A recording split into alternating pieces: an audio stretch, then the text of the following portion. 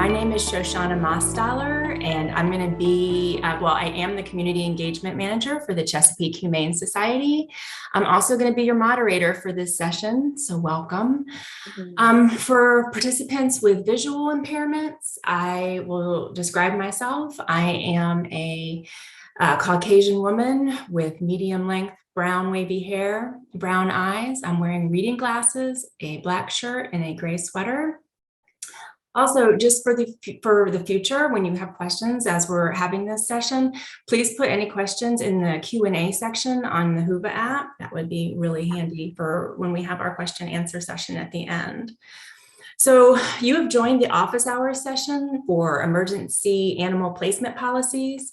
This office hour session is designed to workshop ideas about animal placement policies when human residents of shelters and housing programs experience emergencies that separate them from their animals, such as incarceration, hospitalization, inpatient substance abuse, that type of thing. So we have 3 people joining us as our experts for this panel. They're Dillon, Dodson, Telka, Mallory, and Lacy, Shirey. Dillon has joined the Toronoto Humane Society in early 2020. She heads up the expansion of the urgent care program. Drawing on over a decade of experience working as a professional social worker, Dillon utilized her experience supporting marginalized persons to inform every step of the UC program creation and associated training manual. From childhood, Dillon has always believed in the power of animal healing and has worked to align her professional skills with a foundational desire to be with animals. From advocating for animal-assisted sessions for trauma survivors to providing equine facilitated therapy, Dillon seeks opportunities to bring unity between animals and people. Dillon has an extensive educational background in social work, gaining her Master's of Social Work degree from the University of Toronto and her Bachelor of Social Work from McMaster University. She continues to advance her competencies to better support those she serves through obtaining certifications relevant to her field of specialization, including Traumatology Institute training curriculum, clinical traumatologist designation, the Hostels Training Center certificate, supervisor's management, understanding and managing aggressive behavior and developing effective specialized response for individuals with developmental disabilities and complex support needs. She works through a resilience framework, employing trauma-informed practices and leading with recovery-oriented treatment.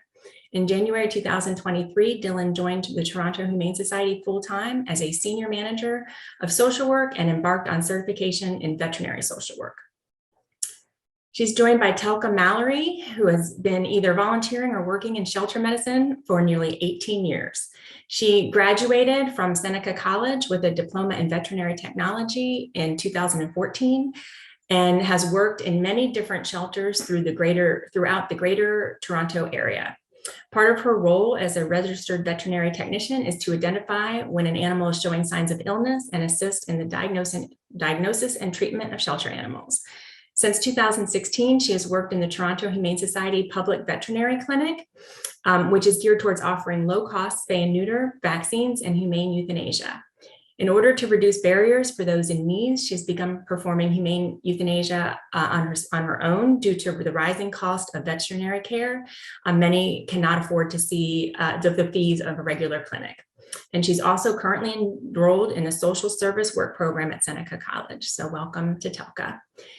And last but not least, Lacy Shirey has started with the Chesapeake Humane Society in 2008. She was a volunteer and board member. She came she came on board as the executive director in April 2012. In her first year as director, Lacy led the organization through its first capital campaign to purchase and renovate CHS's Battlefield Boulevard location, serving primarily as an income-based veterinary clinic. In 2022, CHS celebrated 50 years and successfully completed its second significant expansion with the addition of a 7,000 square foot facility dedicated to sheltering homeless pets and providing temporary boarding for individuals and families facing harm. In 2016-2017, she participated in the Humane Society of the United States Puerto Rico Sister Shelter Program. She and a colleague mentored various animal shelters on the main island and the island of Bequest. I'm not sure if I'm saying that right. In 2017, she assisted in transporting 200 mostly older dogs back to the stateside US, working with rural shelters in Puerto Rico, some of which did not have access to running water. Lacy graduated from Christopher Newport University with a bachelor's in biology, and she serves on the WHRO Community Advisory Board, the Chesapeake Environmental Improvement Council, the Chesapeake Leadership Alliance Circle, the Chesapeake Animal Advisory Board, and the Hampton Roads Chamber of Commerce Executive Board.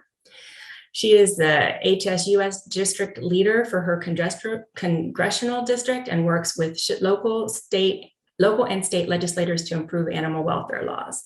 She was also a recipient of the Inside Business Top 40 Under 40 in 2012 and recognized as a 2017 Citizen of the Year for the Chesapeake Environmental Improvement Council, and is a 2020 LEAD Hampton Roads graduate. She volunteers her time with WHRO and often organizes community trash cleanups throughout the year. She fosters puppies, kittens, cats, dogs, livestock, and for the Chesapeake Humane Society, and she lives in Chesapeake with her cat and 3 dogs. She's also a beekeeper and also cares for chickens and turkeys. So we are going to start with our questions for the speakers. And this is going to be regarding their experience with emergency placement of animals whose owners are in crisis.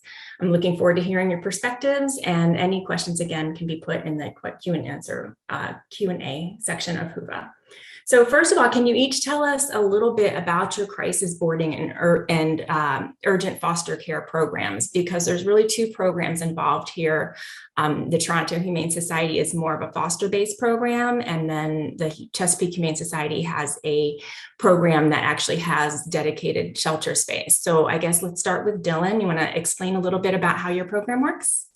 Sure, absolutely. Thank you so much.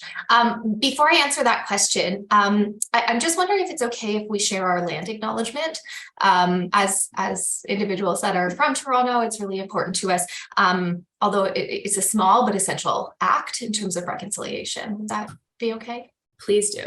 Fabulous. So Toronto Humane Society is situated on our traditional territories of the Mississauga of the Credit.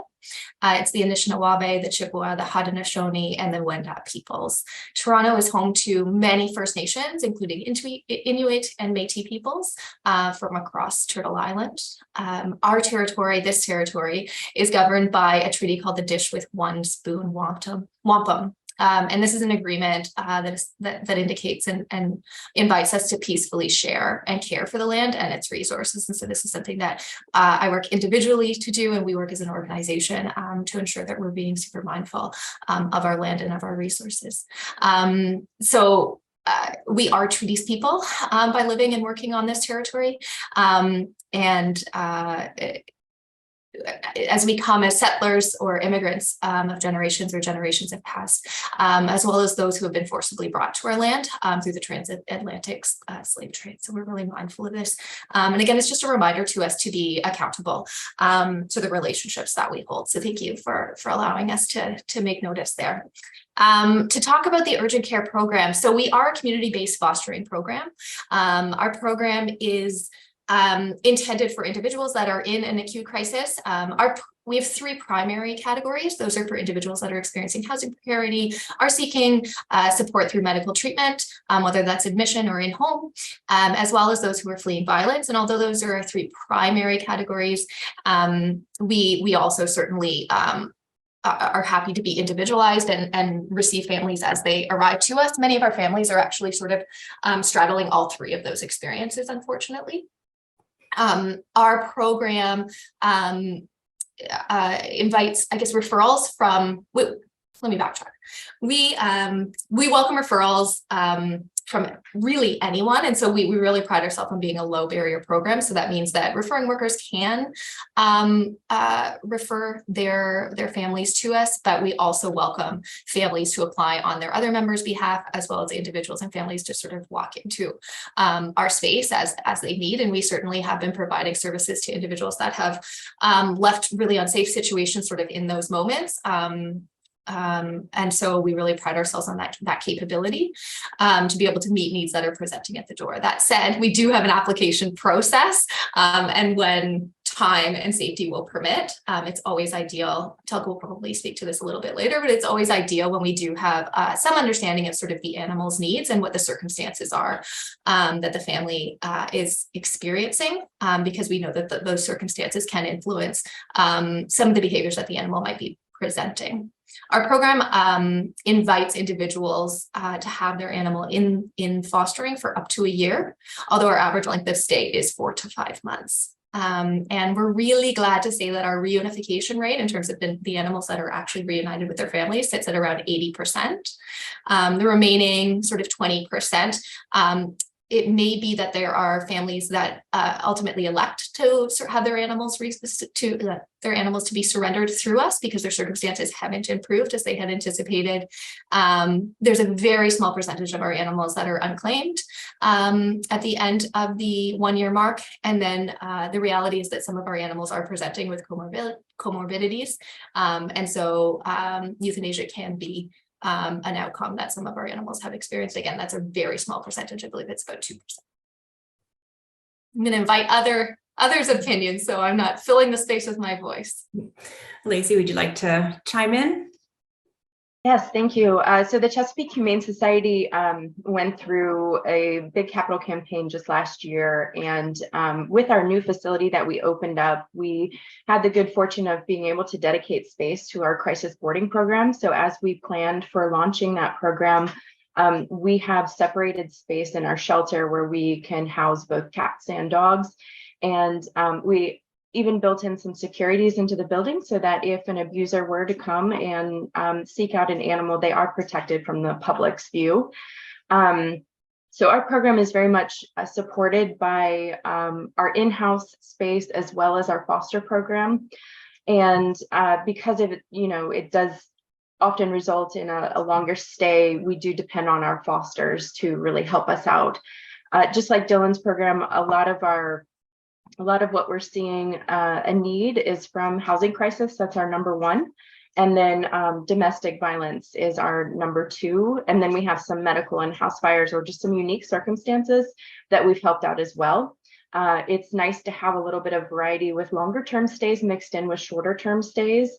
It gives our staffs a little bit of a break, and it also allows us to have those happy wins and quick, stories that come through, but then also be able to care for those a little bit longer term to help them be reunited with their families. Being that our program has only been launched for 1 year, it's been a year of learning, and mostly for positives, and I'm sure we'll get into that a little bit more in terms of what we've learned, but it has really been eye-opening to me, especially not coming from a background with any kind of social work or human services in my professional or educational background.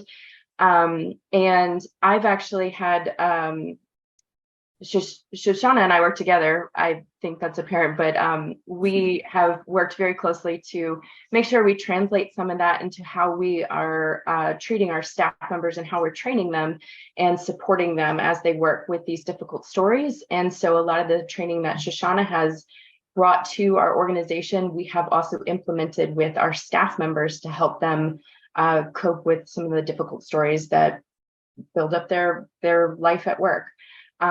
So that's been one of the ways that we've learned through this. And then another significant way is looking at our crisis boarding program and the animals that we care for in there as a slightly different way from our adoption program.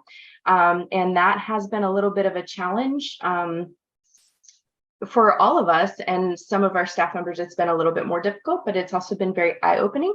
And I think it's something that we will continue to work through. And I think it's an excellent experience that our staff members go through this and have that degree of empathy that they may not have had before, and also breaking down barriers and not placing judgment on others.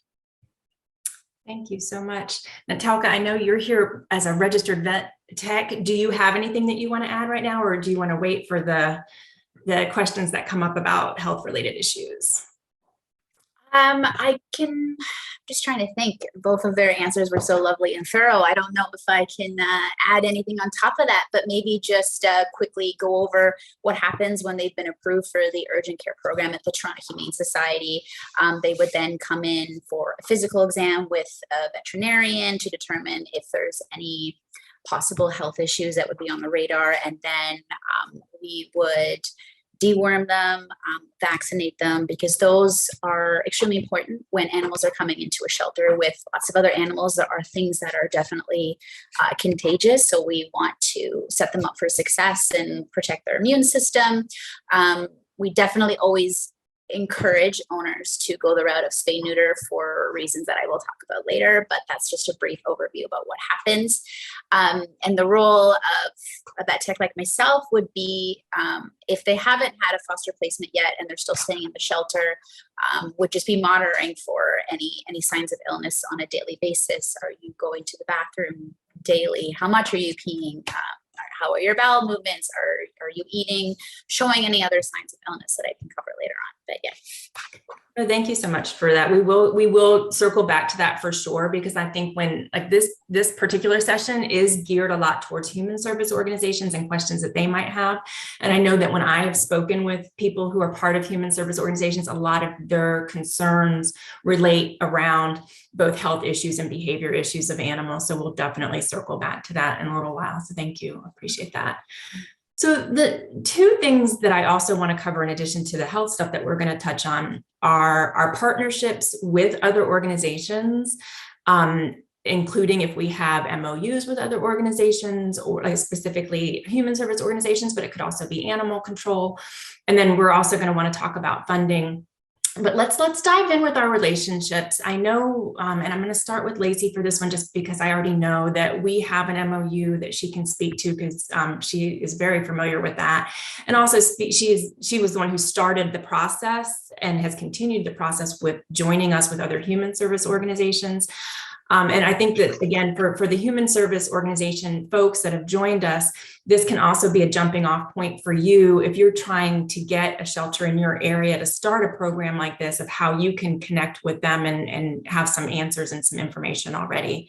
So I'm going to let Lacy jump in with that topic. Sure. So yes, we do have a MOU that we use with our partner organizations.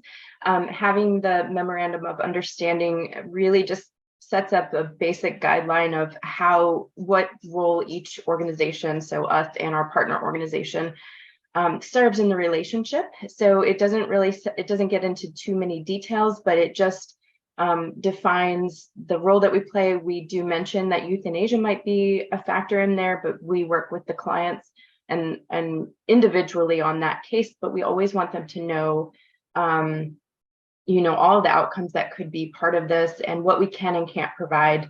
Our organization is a little small, so we can't guarantee that we can support with transportation, although we have at some times. So some of those barriers and factors that might come into play where our partner organization may be able to assist with, it kind of outlines that from the get-go. The MOUs really help us with grants as well. So we do recognize all of our partners on our website and in our marketing materials for our donors. It helps us out a lot, although I will say if we had an organization where we did not have a formal MOU that referred a client to us, we would still help them. It would not matter. It's just really nice as community partnerships to have that established. And it also sets down a baseline so that we can help or educate both ways with all of our partners. They can educate us on their services and the role that they play in the community. And then we can also educate them about how we can help them. Because a lot of times that's the biggest thing is, we find a lot of people say, oh, I didn't realize you could help in that way. I had a client last month that you could have assisted with. So really doing that, especially as we're seeing staff turnover in organizations. We've had to reestablish that with some of our partners as we've seen changes in leaderships happen. So it's a continual effort and an ongoing relationship building that we're doing in order to be successful. Thank you. Dillon, do you want to chime in with how to partner with other organizations? Yeah, I think a lot of the tenants that you mentioned, Lacy, are quite similar for us at DHS. Certainly the MOU really, it just provides that transparency, right, in terms of what our commitments are, and vice versa. And we do know that sort of the environment in social services, particularly as well as animal welfare, is going in grant fundings with collaboration is becoming more and more important. And so we really value our partners and being able to sort of how do I say this? Not necessarily feel this responsibility to shoulder it all, right? And so that we can share and work together, and that alleviates things like staff burnout and sort of mission drift and you know, those sort of realities that sometimes can happen. So we certainly have our partners that we work with very routinely, and it does sort of streamline the process, right? We know exactly who we're working with, we know who the point people are, and it's really nice for that reciprocity in terms of supporting our families, because we can speak with assurance around so-and-so is going to help you out, or, you know, I'm going to phone so-and-so and I know that I can expect a phone call back within 12 hours or 24 hours or what, you know, those realities. We do also have a lot of working relationships that are not solidified necessarily in an MOU. And that's, we've sort of built reciprocal relationships. And so we don't necessarily require an MOU. There can sometimes be different channels to navigate to get those ironed out. But I will say, in terms of our work with our province, in terms of our animal control work, and then as well as our Toronto animal shelters, we work hand in hand with them very routinely. We do have a formalized relationship with our shelters, our human shelters in Toronto as well. And so certainly any of our partner organizations, while we offer subsidized care for many individuals, any of our partners receive that care for no cost. Thank you so much. I'm thinking of a case with emergencies where the animal might not be able to come directly into a program like the one at Chesapeake Humane Society or the one at Toronto Humane, when it's I know some of the specific things that we had mentioned before were like a medical emergency or incarceration. In situations like that, can you discuss, any of you discuss about how to maybe work with animal control? And it's a situation where the animal might go to an animal control facility first, right? Because if you're a human service person watching this, you might not know what to do, and that animal might realistically show up at animal control. Do you ever take animals in the back end from animal control? And if so, if human service organizations who are watching this want to develop that relationship, you know, do you have any tips for them about how to develop a relationship with animal control where they can get the conversation started about holding their animals temporarily, potentially?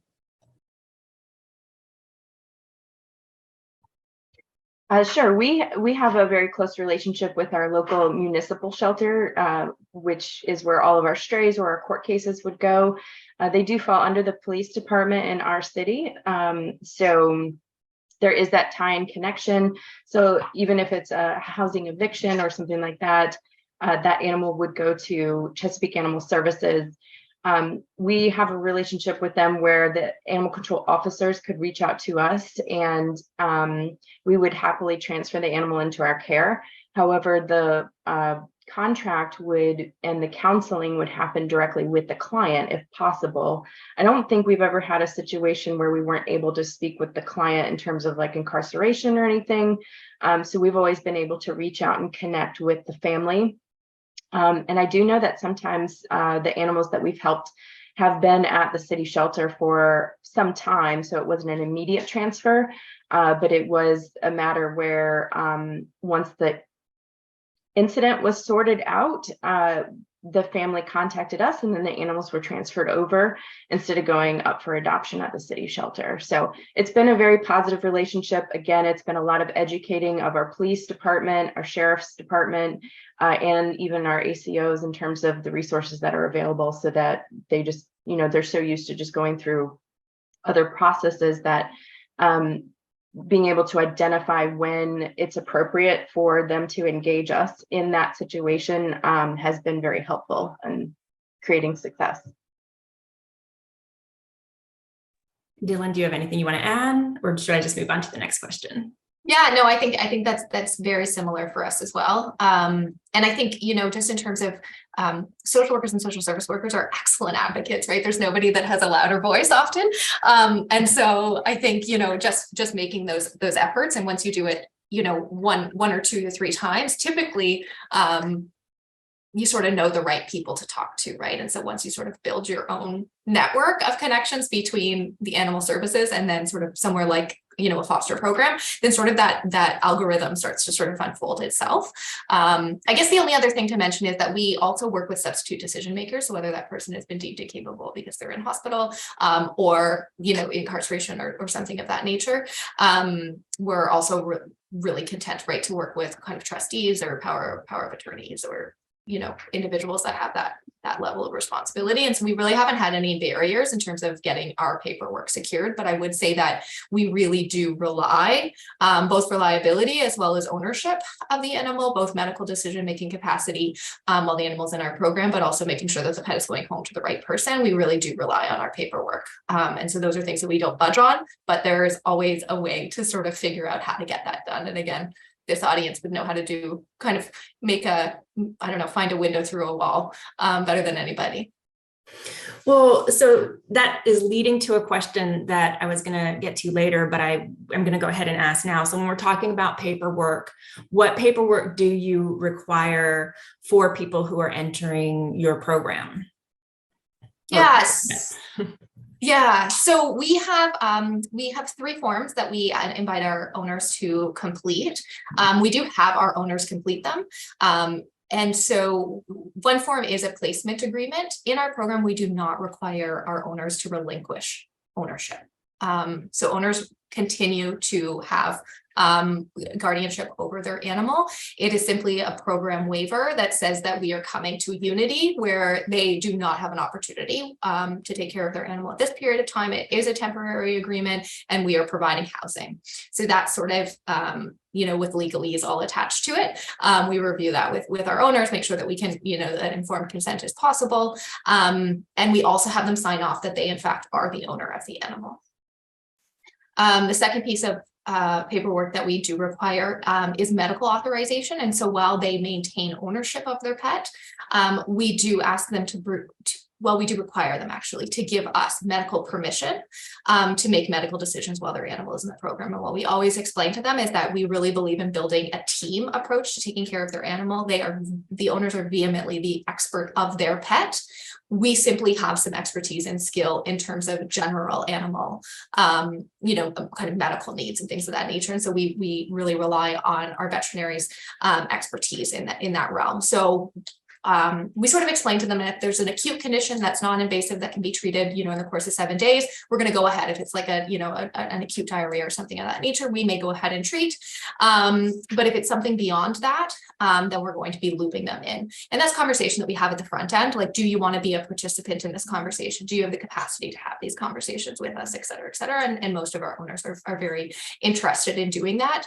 That paperwork is also really important to us so that if there is an emergency, if there is a critical situation, that again, our vets can go ahead and make sure that the animals are not experiencing painful moments if we're not able to get in touch with the owner. And then the third piece of paperwork that we have is a surgical authorization. So if the owners are consenting to spay, neuter, and microchip and or dental procedures, because those are all procedures that we offer for free of cost to our families, that goes over sort of, again, the informed consent, the risks, the benefits, and we'll have those verbal conversations with them as well. They are not required to participate to spay, neuter, or microchip. The only requirements is that we will deworm and vaccinate, as Telka had indicated. But again, we sort of have a clause that if at the end of the day, the veterinarians are going to make the best recommendation. And so we'll sort of have those exploratory conversation with our owners as to why we might be recommending a treatment. Great. Do you want to speak to that, Lacy? What paperwork we have? Sure. Yeah. So we do vary a little bit. We do have a contract that we sign with each client, and we do currently have them surrender their animal to us so that we have full authority to provide medical care for them while they're in our care. A lot of that is to comply with our state laws. So I think it's important as you're developing a program to make sure that you're in compliance. We are looking at ways that we could modify that a little bit to drop the word surrender, but still have all of those rights. So that is something that we're open and exploring right now. We do require spay and neuter for our program. So that I think that's something important for each organization to consider. It was, we got varying feedback on that. But in the end, we decided it was important, especially if animals are going to be housed in the shelter, we're going to have more success if those animals are spayed and neutered in a community population. And also it goes toward our mission, our larger mission of reducing pet overpopulation. But we have seen that people have not come into our program because they're not okay with spaying and neutering their pets. So it is a counseling issue, and sometimes it is a barrier and does make so that people don't come into the program, or they delay coming into the program. So we require that contract, and then essentially once the pet is returned to their family, they are adopting with less restrictions, and the adoption fee is waived. And we do ask if they can cover any portion, but we don't require any kind of fee. But if they can contribute something, especially for additional medical care, then we ask for that. Some people can, some people can't. Everybody's situation is different. Oh gosh.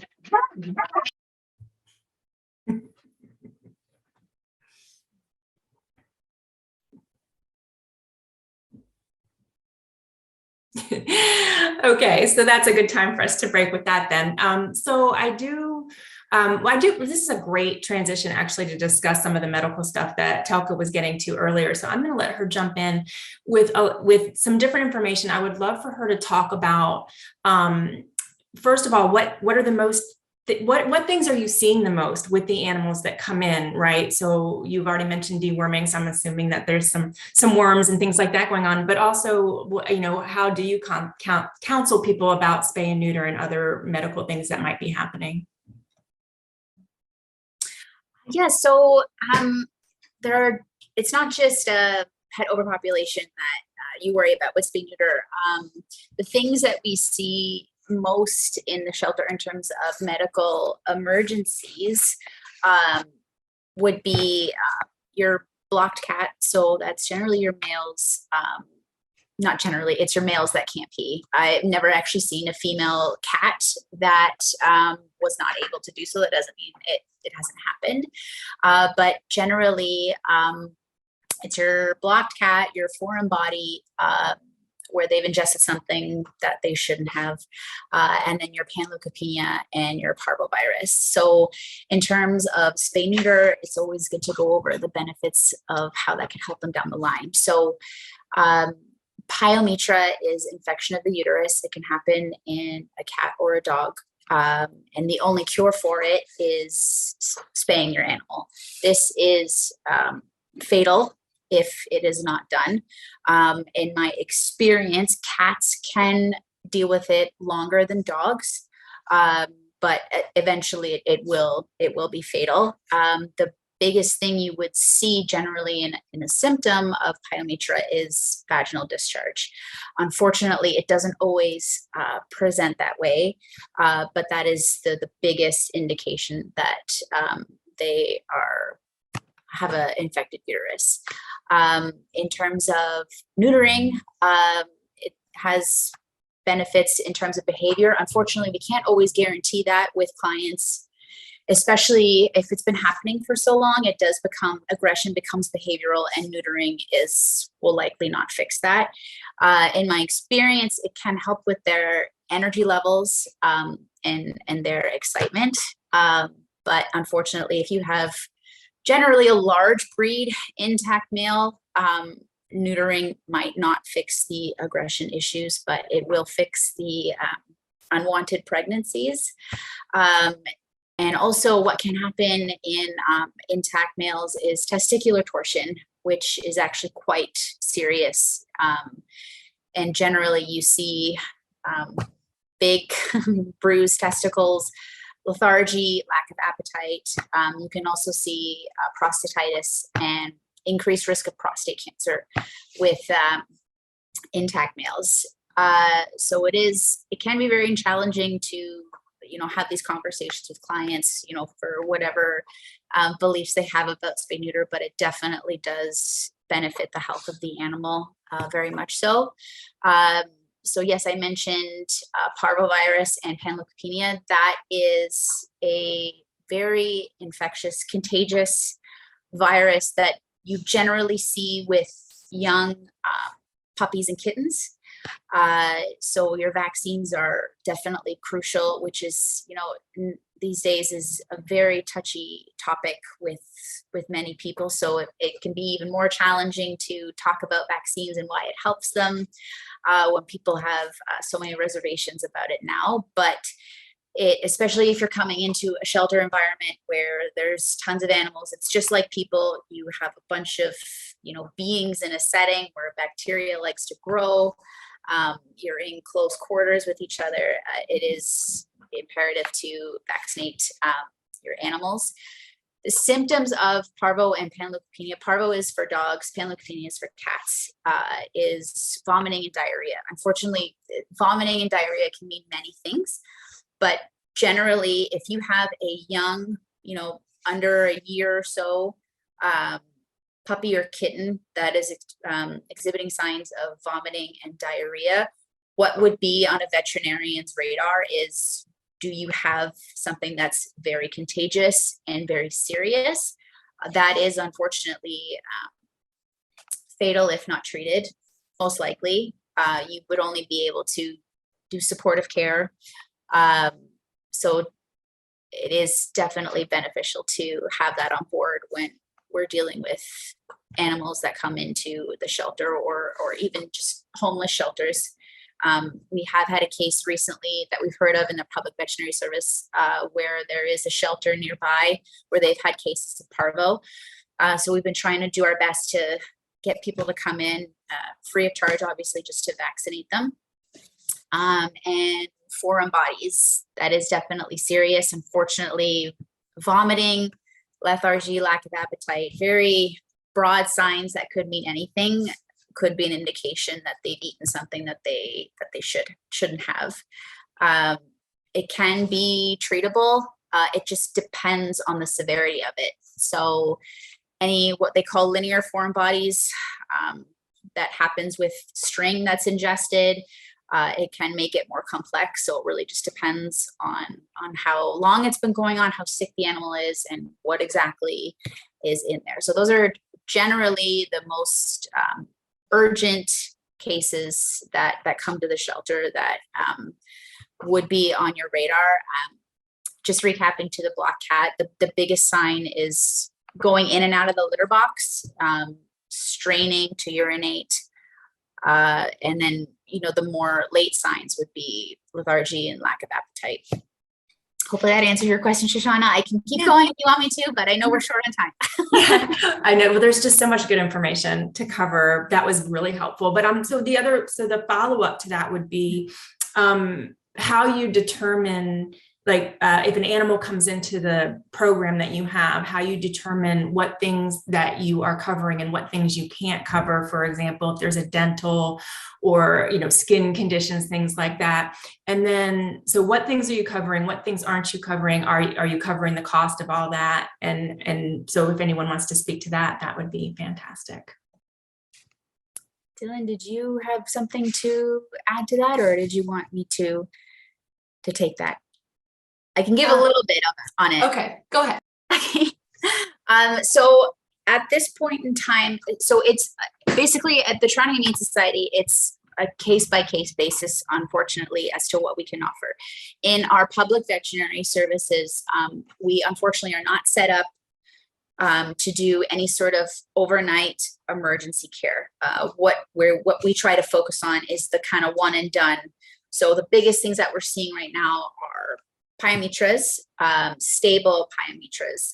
If the veterinarian has any sort of inkling that it might not be a good candidate, at that point, we would unfortunately have to go through the route of surrendering. But we really try our very best to keep the animal with the client. And foreign bodies. So if it's straightforward, I say that like I've done one before, I have not. A foreign body where the veterinarian is, the patient appears stable, that would be up to the veterinarian in terms of diagnosis and what they feel that they can manage. But generally, in terms of surrendering, it's a case-by-case basis where there's many factors that go into it. It's whether we have the time, in terms of resources, rather, the outcome, like the prognosis, and unfortunately, it's hard to discuss and think about, but whether or not this is a candidate for adoption. Unfortunately, if you have, for example, like a 14-year-old cat that has kidney disease, hyperthyroidism, multiple things going on, that would likely not be a candidate for adoption. As of right now, we are slowly, the public veterinary service side at least, is slowly opening up our dental services. But anything that we would not be able to manage, we would then pass off to our shelter and say, can we potentially take this as a surrender? And then a veterinarian and management would just need to review it to see. It just kind of depends, unfortunately. Sorry, it's not straightforward, but we definitely do our best. I'm starting to see more. I feel like I've been thinking about it lately, where the shelter side kind of sees one side of humanity, where, you know, they're angry, they appear like they don't care about their animal, even though that's not true. And then the public veterinary service tends to see a totally different side, where they're saying, please don't take my animal from me. This is my family member. I don't have the money. So it's very complex, but we definitely do our best. Yeah, no, thank you. Lacy, you want to speak to that a little bit, how our program handles it? Sure. So when we first bring an animal in, we very much think of them and provide everything that we would for our shelter animals. So spay, neuter, the core vaccines. I assume we're giving them a microchip if they don't have a microchip. And what else? Oh, we also cover heartworm prevention, but also heartworm treatment if they do come into our program heartworm positive. And we have had a few cases of that. So we do cover heartworm treatment, and that's probably one of the more expensive things that we do cover. The others are really a case-by-case basis. If it's an animal that's getting spayed or neutered and they have a mass on them, of course, our veterinarians will go ahead and remove that mass. But above and beyond that, if it's a dental, it has to be emergency, and that's determined by our veterinarians. Otherwise, we would offer low-cost services through our public clinic if they wanted to opt for that. And then, of course, we do think of animals very differently when they're in our crisis boarding program versus if they were to roll over into our adoption program, which we consider a safety net, if they aren't able to be returned to their family. We do have different criteria. So we would try to keep a pet with their family, even if they had some extensive diseases like Telka was talking about. However, if they were to roll over into our adoption program, oftentimes that would be a euthanasia decision for us. And we do use our Asilomar Accords for that. And that's been one of our learning factors in terms of all of this, is how we think of the animals, and also allowing the owner, even though they've surrendered to us, we allow them a decision in that process. So that's where it comes to Shoshana really counseling and working with the client individually, and explaining the situation, but also letting them come to that decision in an empathetic way. Thank you so much. So we don't have a ton of time left, so I'm going to jump to the funding question of how these programs are funded, because I'm sure for human service organizations that are watching this, who pets are not a primary part of their mission, they have a lot of concerns about how much help that they can give and where the money comes from for these programs. So if anyone wants to jump in, I'm gonna let either one of you wants to jump in and talk about the funding, that would be wonderful. Yeah, I can speak to that. Just quickly about the medical conditions, I did just want to say that the majority of our animals do come in very healthy.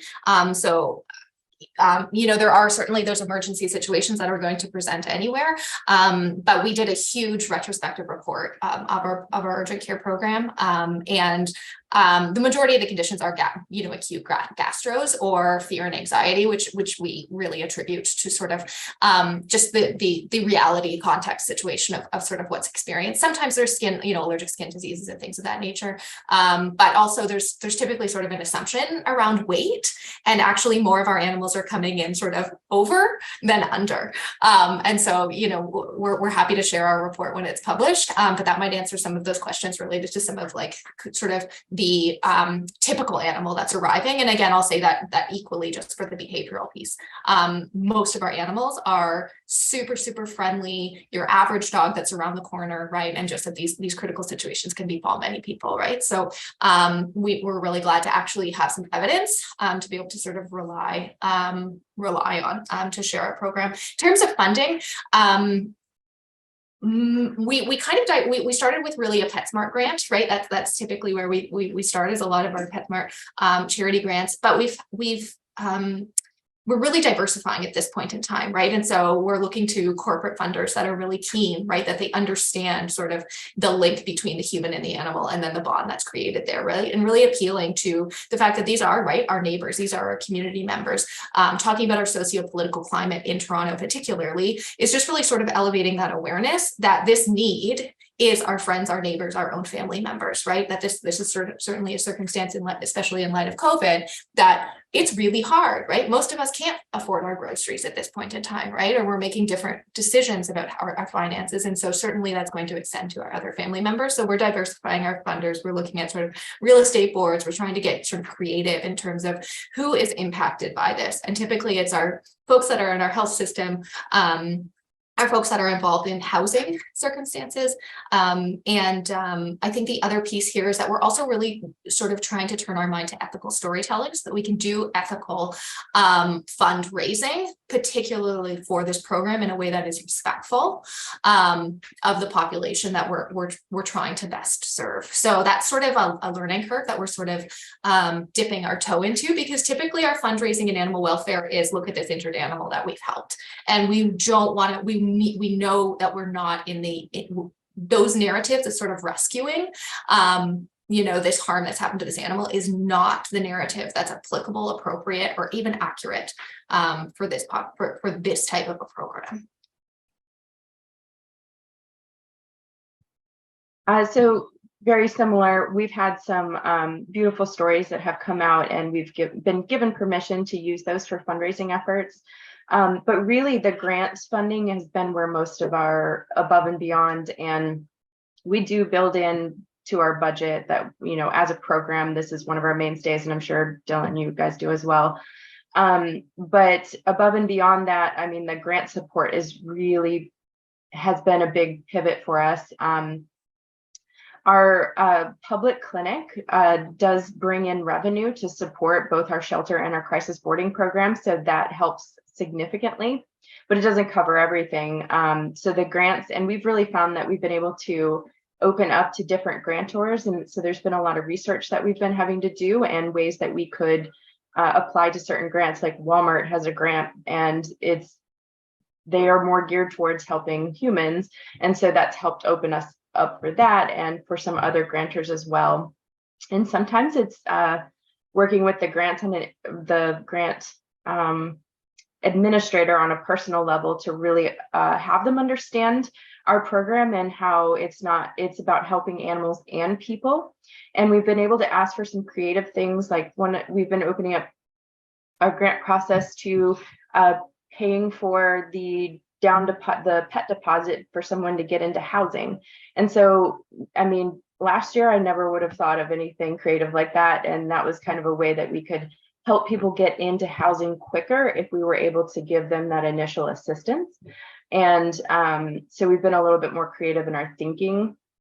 And when we've had situations where if you were in the session with Phoenix and her story earlier, when Phoenix was in Pet Suites, we helped cover some of the bill, and we were able to reach out to Pet Suites and ask for them to give a discount, and we helped cover that bill. So that came from a grant as well. Thank you so much. So we are about 10 minutes out of the end of our session. So I do want to open up to questions, and I'll be honest, I haven't even looked at the questions yet. So I'm going to transfer over to the questions. Dillon, I do want to say, I love that you mentioned the condition that the animals come in being relatively good. We have also had that same experience with a lot of the animals that come in are already spayed and neutered, already up to date on vaccinations. And I think a lot of people's ideas are, oh, if this person is struggling, that their animal is going to be struggling too. And we've been really not seeing that as much, except for potentially with some of the behavior that you had mentioned, Dillon, also like the trauma, and some of the stress behaviors. So I just really appreciated you mentioning that, because the truth is just because a person is struggling does not mean that they're not taking care of their pet. And so I appreciate you bringing that up. And now I'm going to, well, actually, I see that Ella has her hand up. Ella, if you want to start with your question, if you still have one, and then if you want to unmute yourself and ask your question, and if not, I'll just go ahead and move to the questions that are in our chat. Totally. And actually, one of my questions is in the chat. So I work for 211, and we currently have a quandary where we don't have two different terms to distinguish programs where people can apply to become a foster versus programs where people can reach out for emergency fostering or emergency boarding during housing crisis. And I was wondering if any of the experts today had any suggestions, or if you think of something later, feel free to reach out to me, because that very well may end up in our database as a way for us to find that specific type of resource. Do either of you want to chime in on that? I might not have understood the question. Is the question how to secure emergency fosters? So the question is actually, we at 211, we list organizations that people can apply to become a foster, so like the Humane Society, and we don't currently have a way of distinguishing that in our searches from organizations where people can reach out to for temporary fostering for animals during emergency situations. So both are under temporary fostering. But of course, those are two very different things. It's like having like a place where you can get a free refrigerator versus a place where you can donate your old refrigerator, right? So if y'all have any suggestions, I can pass those under the resource team, because we would love to have a term that specifically means a program that someone in housing crisis can reach out to for temporary emergency fostering for their animal.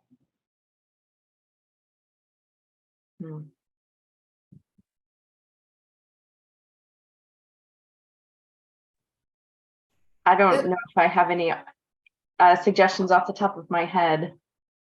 The thought that sort of comes to me is the people that are answering the phone calls that are coming in, if they have some as part of their training, right, when they're discussing with the person that's calling in to sort of explore, are you interested in being placed with your pet, or are you looking for a program that could potentially foster, right? Like if sort of that's sort of the line of questioning, so that they can understand what the family's need is, and then sort of that person that's sort of facilitating that conversation could then suggest to them. Yeah. I'm not sure. That actually touches on my other question for y'all, if I could go over that one as well, since it relates. Is whether the programs that you're working with, are these involved in like a robust coordinated assessment, coordinated entry program? Because a lot of the time where I am, they're rural areas. There often is not a coherent intake process. And so it's often falls to 211 to sort of get creative and try to connect our callers with organizations that may be able to connect them with that assistance. And so if we are dealing with a population that has access to a comprehensive assessment during housing crisis, then yeah, absolutely, having people trained to ask those questions about pets. But that's not often the case, especially in rural areas or like underfunded, even underfunded urban areas. So I'm interested in coming up with ways for programs that may not be participating in a robust, coordinated entry process to still be able to find those services when they're available. That's an interesting question. I think that probably relates a lot.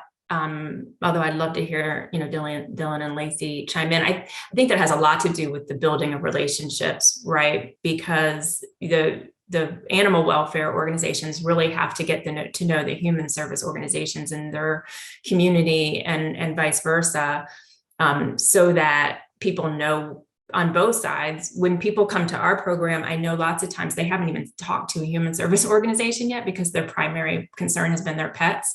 And so I do try to use my relationships to also give them information about where they can go. And I do also have case management notes. And I did notice in the questions, and I don't remember who asked this, but in the someone had asked for paperwork. And so I'm definitely willing to share our paperwork. And I don't know if Dillon is as well.